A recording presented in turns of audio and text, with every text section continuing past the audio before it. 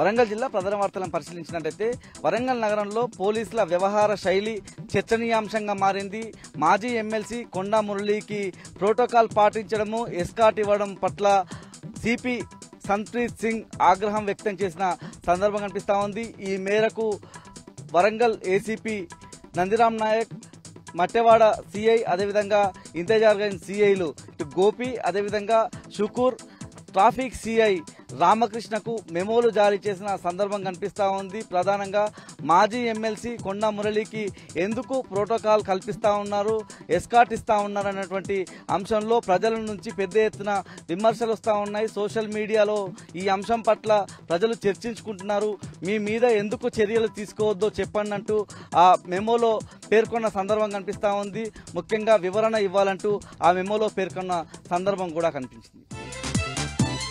హన్మకొండ జిల్లా ప్రధాన వార్తలను పరిశీలించినట్లయితే ధర్మసాగర్ మండల కేంద్రంలో మాజీ ఎమ్మెల్యే తాటికొండ రాజయ్య మీడియా సమావేశం నిర్వహించారు.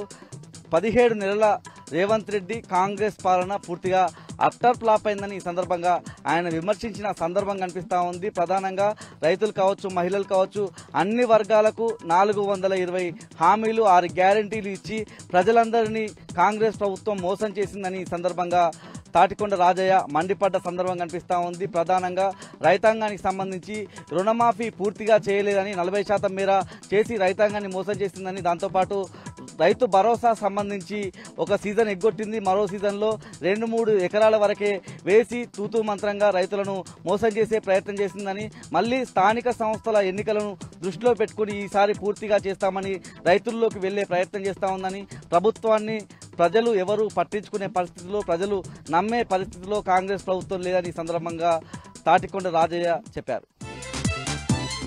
ములుగు జిల్లా ప్రధాన వార్తలను పరిశీలించినట్లయితే ఏటూరు నాగరం మండలం రోహిర్ బీటు పరిధిలోని చెల్పాక రహదారి వెంట గుడిసెలు వేసుకున్న గిరిజనులు, ఆదివాసులకు సంబంధించిన గుడిసెలను నిన్న ఎవరైతే అటవీ శాఖ పోలీసులు కూల్చివేసిన తరుణంలో అక్కడికి ములుగు నియోజకవర్గ బీఆర్ఎస్ పార్టీ ఇన్ఛార్జ్ బడే నాగజ్యోతి వెళ్లి పరిశీలించారు. వాళ్ళతో మాట్లాడి సమస్యలు కావచ్చు, వాళ్ళకి ఎదురైనటువంటి ఇబ్బందులను తెలుసుకునే ప్రయత్నం చేశారు. ఈ సందర్భంగా ఆమె మాట్లాడుతూ ఎన్నికలు వచ్చినప్పుడు మంత్రి సీతక్క సకల సౌకర్యాలు గిరిజనులకు సంబంధించి కల్పిస్తామని హామీలు ఇచ్చి ఎన్నికలు అయిపోగానే విస్మరించారని ఆమె మండిపడ్డ సందర్భం కనిపిస్తూ ఉంది.